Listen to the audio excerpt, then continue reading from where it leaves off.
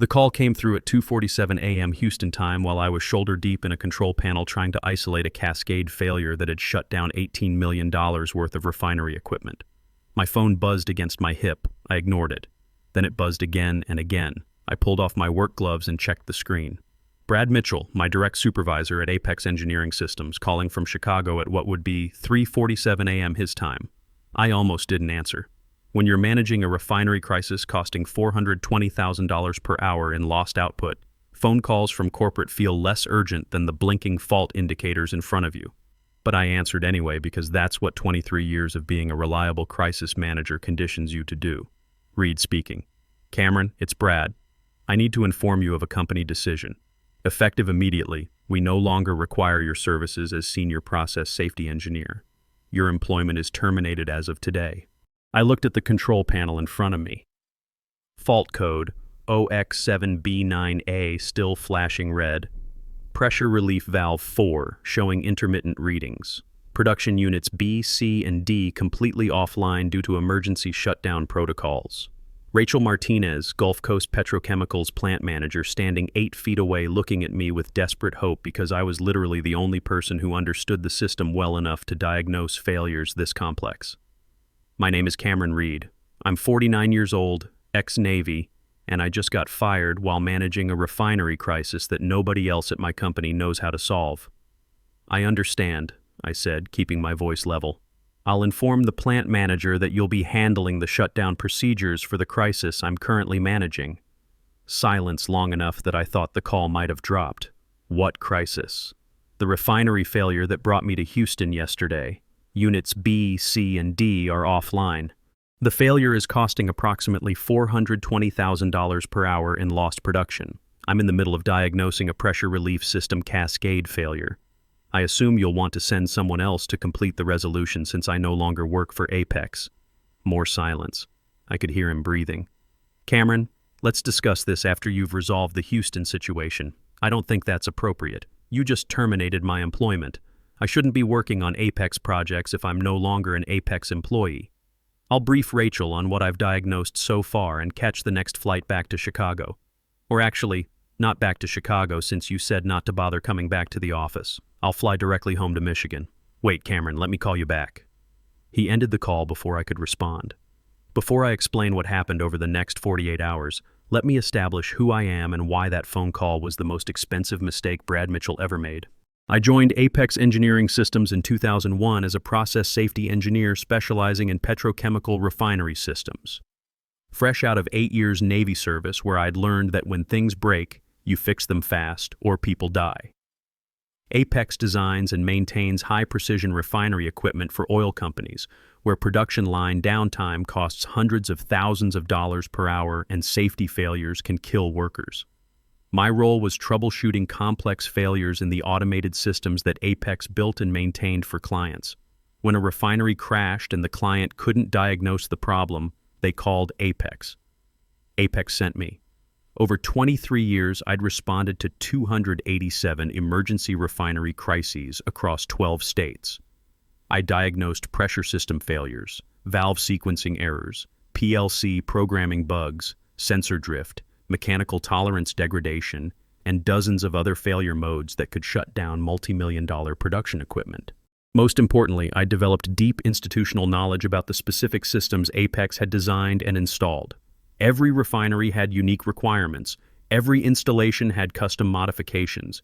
Every system had quirks and edge cases that existed only in my experience-based understanding of how those systems behaved under stress. That knowledge was what made me valuable. That knowledge was also what Brad Mitchell had just eliminated from Apex's available expertise at the worst possible moment. The Houston crisis had started 29 hours earlier. Gulf Coast Petrochemical, one of Apex's largest clients, had called our emergency hotline at 9 p.m. Chicago time on Monday, reporting that 3 of their 4 production units had shut down simultaneously. Gulf Coast manufactured refined petroleum products. A single production unit produced approximately $420,000 worth of refined products per hour when running at normal capacity. 3 units offline meant they were losing over $1.2 million per hour in production capacity. Apex's standard protocol for crisis response was to start with remote diagnostics. I spent 4 hours on a video call with Gulf Coast's maintenance team, walking them through diagnostic procedures and reviewing system logs. By 1 a.m., I determined this wasn't something that could be resolved remotely.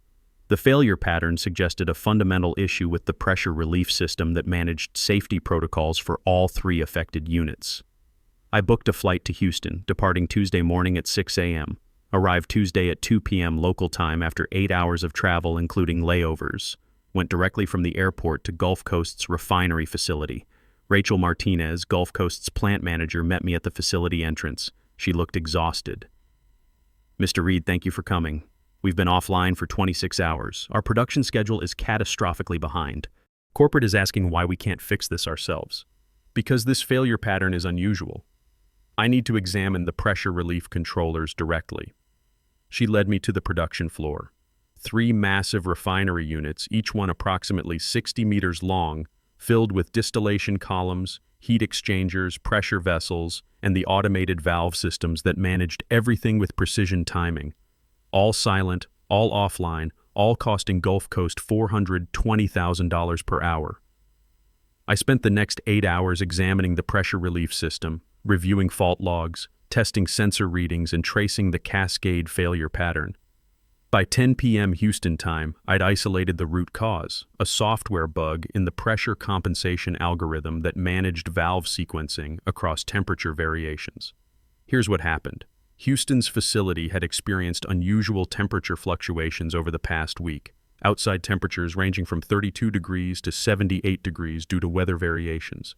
The pressure relief system was designed to compensate for temperature-related pressure changes automatically.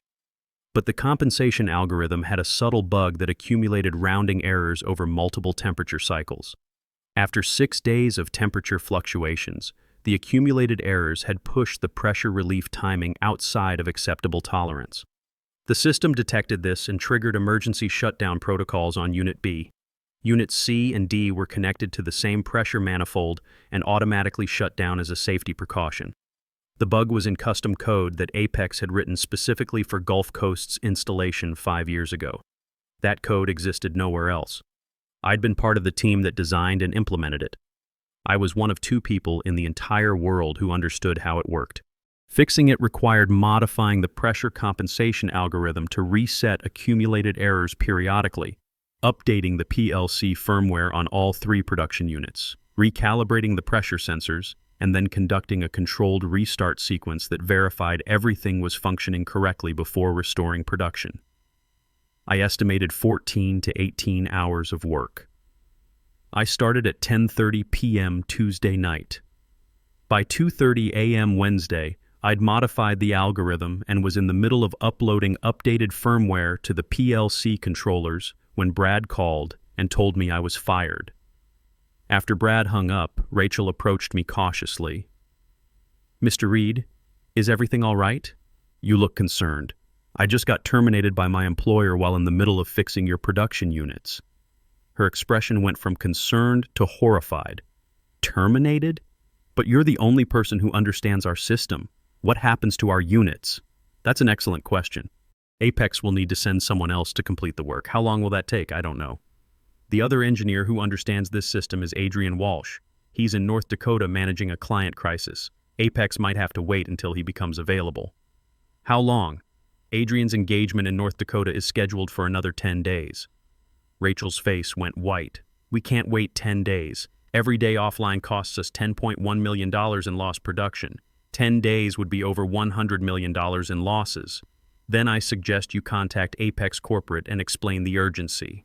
At 3:45 a.m., my phone rang again. This time it was Logan Bennett, Apex's chief operating officer. Logan had been with the company for 19 years and understood exactly how critical my role was to client crisis management. "Cameron, I just got off the phone with Brad. There's been a misunderstanding about your employment status. We need you to complete the Gulf Coast engagement before we discuss any personnel matters."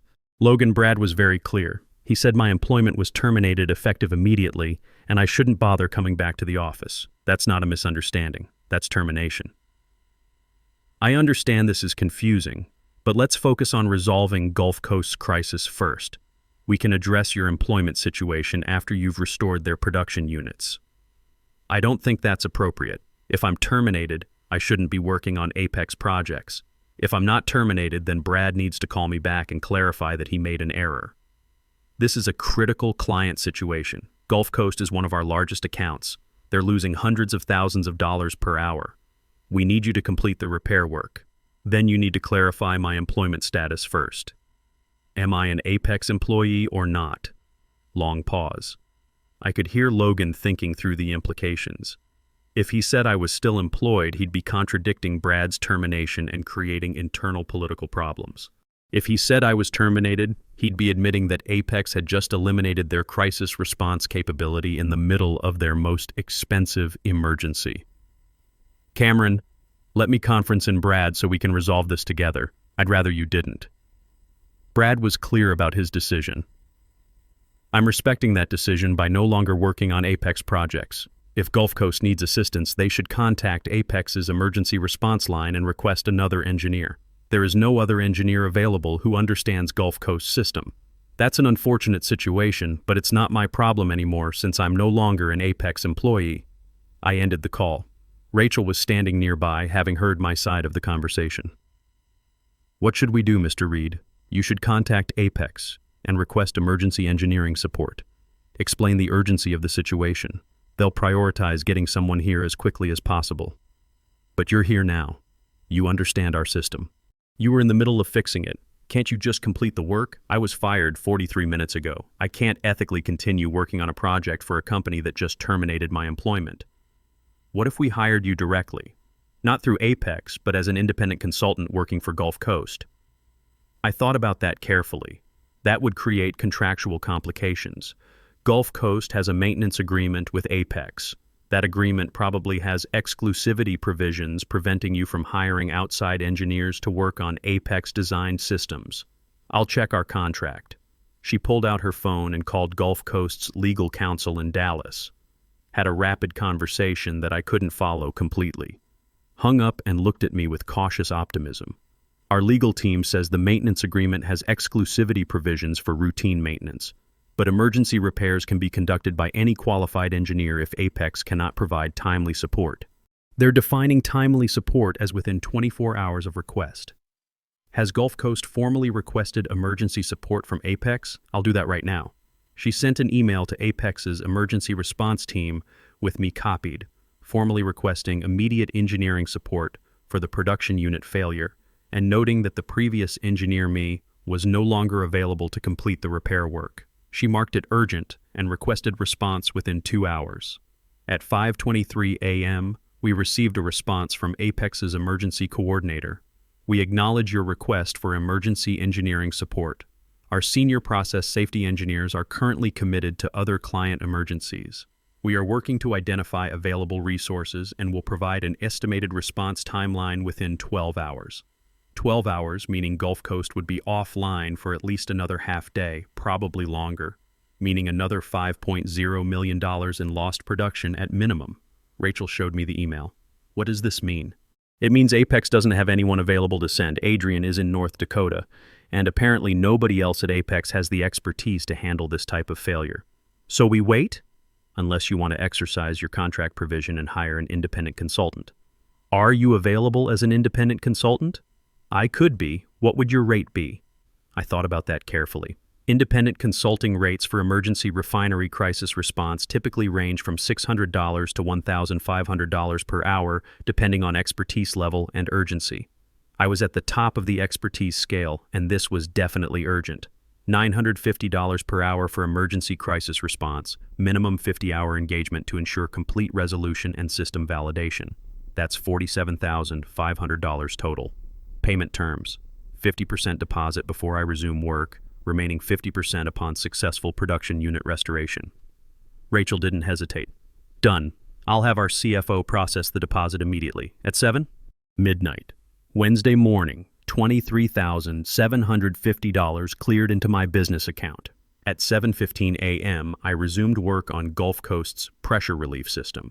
The work itself was methodical but complex. First, I had to complete the firmware modifications I'd started before Brad's call interrupted me. The pressure compensation algorithm needed three specific changes: a periodic error reset function, improved temperature coefficient handling, and better tolerance management for the accumulated drift values.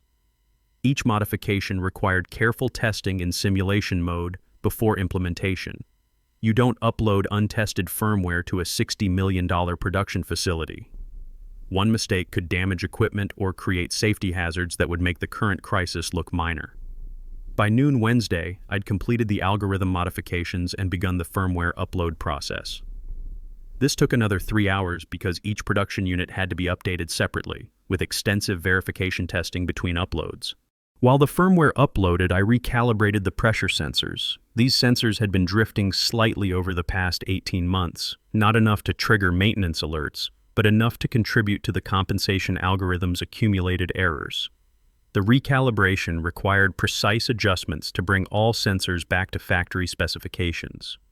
By 6 p.m. Wednesday, all firmware updates were complete and all sensors were recalibrated. Now came the critical phase, the controlled restart sequence. You can't just flip a switch and restart a refinery unit. The startup process involves dozens of sequential steps, each with specific timing requirements and safety checkpoints. Temperature must be raised gradually. Pressure must be increased in controlled stages. Flow rates must be carefully managed to prevent thermal shock or mechanical stress. I started with Unit B at 6:30 p.m. The startup sequence took 2 hours and 15 minutes.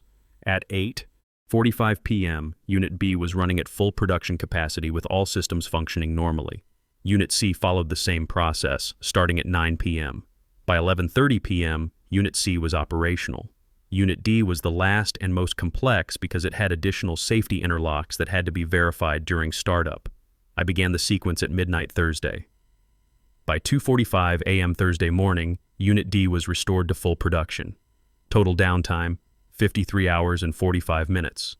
Total production loss, approximately $22.6 million. But all three units were running again, and the fix I'd implemented would prevent recurrence of the temperature compensation bug. Rachel was watching the production monitors with visible relief as refined products began moving through all three processing units. Mr. Reed, I cannot thank you enough. You saved us from a disaster that would have been catastrophically worse if we'd waited for Apex to send another engineer. You're welcome. I'll prepare a technical report documenting the failure, root cause, and repair procedures. You should share that with Apex so they can update their systems documentation. Will you be available if we have questions during the follow-up period?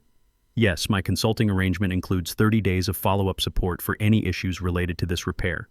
At 3:15 a.m. Thursday morning, I received a call from Logan Bennett. I was back at my hotel, exhausted but satisfied with the day's work. Cameron, I understand you completed the Gulf Coast repair work as an independent consultant. That's correct. We need to discuss your employment status. Brad's decision to terminate you was premature. We'd like to offer you reinstatement with full back pay and benefits. I appreciate that, but I'm declining. I'm now operating as an independent consultant. It's more lucrative, and I have better control over which projects I accept. What does that mean for Apex? You're our most experienced crisis response engineer. It means Apex will need to develop other engineers with similar expertise or accept that your crisis response capability is significantly reduced. That's not acceptable. We have ongoing client emergencies that require your specific knowledge. Then Apex should have considered that before terminating me while I was literally in the middle of managing one of those emergencies. Cameron, I understand you're upset about how Brad handled the situation. I'm not upset, Logan. I'm simply making rational business decisions based on new information. Brad demonstrated that Apex doesn't value my contributions enough to avoid terminating me during a crisis. I've learned from that demonstration. What would it take to bring you back to Apex? I'm not interested in coming back, but I'm willing to discuss limited consulting arrangements for specific emergencies where my expertise is genuinely necessary. What would those arrangements look like? Apex can retain me as an emergency crisis consultant. $1,200 per hour for active crisis work. $8,000 monthly retainer for availability and consultation. 6-month contract, renewable at my discretion. I work remotely unless travel is absolutely necessary, and travel time is billed at the active crisis rate. Silence, while Logan processed the numbers.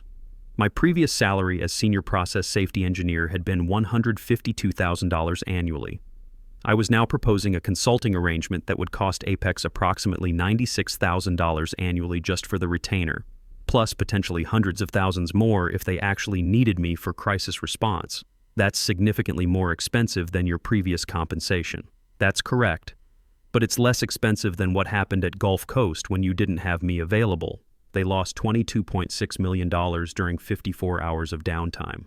They would have lost over $100 million if they'd waited 10 days for Adrian to become available. My consulting rate is expensive. My absence is more expensive. I need to discuss this with executive leadership. Take your time. I'm not going anywhere. Over the next 6 weeks, I received 8 emergency calls from former Apex clients experiencing refinery crises. Each call followed the same pattern. Critical production failure. Apex couldn't send an engineer quickly enough. Could I help as an independent consultant? I helped all 8 clients. Total consulting revenue, $290,000 for 6 weeks of work. Word was spreading fast in the petrochemical industry. The calls weren't just about money. These plant managers had worked with me for years through Apex. They knew my capabilities and trusted my expertise. When their facilities faced critical failures, they wanted someone who could solve problems quickly and correctly the first time. By June, companies that had never worked with Apex were calling me directly. Plant managers talked to each other at industry conferences. My name came up in conversations about emergency response and crisis management. The reputation I'd built over 23 years was now working for me instead of for Apex. Mr. Reed, this is Patricia Walsh at Lone Star Refining. We've got a cascade failure in our alkylation unit. Our maintenance team can't isolate the problem, and we're losing $380,000 per hour. Can you help us? These calls became routine. Emergency consulting work paid well, but the real value was in long-term relationships. Companies started asking if I'd be available on retainer for future emergencies. By July, I had consulting agreements with 9 different refinery companies across Texas, Louisiana, Oklahoma, and North Dakota. Each wanted guaranteed access to my expertise when they needed it. Combined retainer revenue, $54,000 monthly, approximately $648,000 annually, plus additional project fees for actual crisis work. The retainer contracts were smart business for everyone involved. The refineries got priority access to specialized expertise. I got steady income and advance notice of potential work. Everyone understood the value proposition. In August, Apex formally offered me the consulting arrangement I'd proposed to Logan, $1,200 per hour for active work, $8,000 monthly retainer, 6-month renewable contract. I accepted because it was additional guaranteed revenue, and Apex still represented a reliable source of emergency work. That same month, Brad Mitchell was terminated. The board had finally calculated the total cost of his decision to fire me during the Gulf Coast crisis. The final tally was devastating for Apex. Gulf Coast had reduced their annual maintenance contract by $950,000, citing concerns about Apex's crisis response capability. 4 other clients had similarly reduced their contracts after hearing about the Gulf Coast situation, costing Apex another $1.8 million in annual revenue. Apex had paid premium rates to reassign Adrian from North Dakota and fly him to 2 emergency sites I would normally have handled, incurring $180,000 in expedited travel and overtime costs. The company was now paying me $96,000 annually in retainer fees, plus crisis rates that were 60% higher than my previous compensation. Total cost to Apex, approximately $3.4 million in direct losses, reduced contracts, and increased consulting expenses, all traceable to Brad's decision to fire me at 2:47 a.m. while I was fixing a $420,000 per hour crisis. Logan called me in September with news of Brad's termination. Cameron, I want you to know that Apex has restructured our engineering management. Brad is no longer with the company. We've learned from this situation. What have you learned? That institutional knowledge has value that isn't captured in salary comparisons. That crisis response capability requires deep expertise that can't be quickly replaced. That decisions about personnel should consider operational impact, not just budget line items. Those are expensive lessons, but important ones. We'd like to discuss bringing you back as a full-time employee. We're prepared to offer significantly improved compensation and a formal role as Director of Crisis Response Engineering. I appreciate that, but I'm earning more as an independent consultant than I ever did as an Apex employee. And I have better work-life balance because I choose which projects to accept. Why would I give that up to return to a company that demonstrated it doesn't value expertise until after eliminating it? Because you built your career at Apex. Because we value your contributions now. Because we want to make this right. Logan, you can make this right by continuing our consulting arrangement and by valuing your remaining engineers appropriately. Don't repeat with someone else what Brad did to me. We've learned from the $3.4 million lesson. I stayed independent. By December 2024, I was managing 9 long-term consulting relationships with refineries across 4 states. Annual revenue was approaching $850,000. I was working approximately 65% of the hours I'd worked at Apex while earning more than 5 times my previous salary. More importantly, I was respected and valued. When clients called me for crisis response, they understood they were paying premium rates for premium expertise. Nobody questioned my methods or complained about my fees. They'd all seen what happened when production systems failed and specialized knowledge wasn't available. In January 2025, I was invited to speak at the National Petrochemical Safety Conference about crisis response management. I used the Gulf Coast situation as a case study, explaining how personnel decisions during active crises can create cascading consequences far beyond immediate operational impact. My presentation focused on 3 principles that had become fundamental to my consulting practice. First, institutional knowledge is operational infrastructure.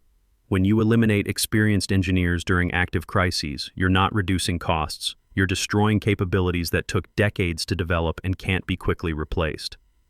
Second, crisis response expertise has economic value precisely because it's rare and difficult to replicate. Companies that treat specialized engineers as interchangeable resources learn expensive lessons when emergencies occur and critical knowledge is no longer available. Third, the cost of expertise is always less than the cost of system failure. A $950 per hour consultant who can restore a $420,000 per hour production facility in 54 hours provides dramatically better return on investment than waiting 10 days for less expensive alternatives. After my presentation, 11 companies approached me about consulting arrangements. I accepted 3 additional contracts, bringing my total monthly retainer revenue to $78,000. The irony of my situation isn't lost on me. Apex originally paid me $152,000 annually to maintain their crisis response capability.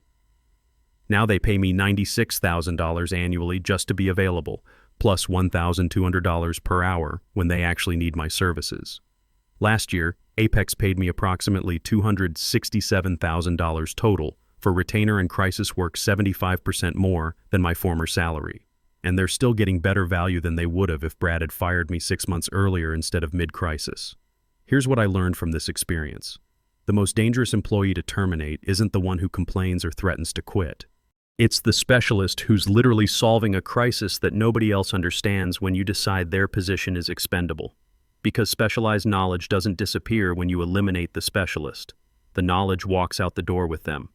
And when the next crisis occurs, and there's always a next crisis, you discover that institutional expertise can't be quickly replaced or easily substituted. Brad wanted to reduce headcount and eliminate what he saw as an expensive senior position. He achieved that goal. My position was eliminated, the headcount was reduced, and the salary expense disappeared from his budget. What he didn't anticipate was that my salary wasn't just compensation, it was insurance against the cost of operational failure. When he eliminated that insurance, he immediately discovered why it had value. 43 minutes after terminating me, he was trying to undo his decision. 14 hours later, his CEO was offering reinstatement. 6 weeks later, Apex was paying consulting rates triple my former compensation just to maintain access to the expertise they'd eliminated. Sometimes the most effective response to being undervalued isn't argument or confrontation. It's simply allowing people to experience the full consequences of their decisions while you build something better for yourself. Brad wanted me gone. I left. Then reality taught him why expertise matters and what institutional knowledge is actually worth. That turned out to be the most expensive lesson in personnel management Brad Mitchell ever received and the most profitable career transition I ever experienced. The real value of expertise isn't measured by what you pay for it, it's measured by what you lose without it.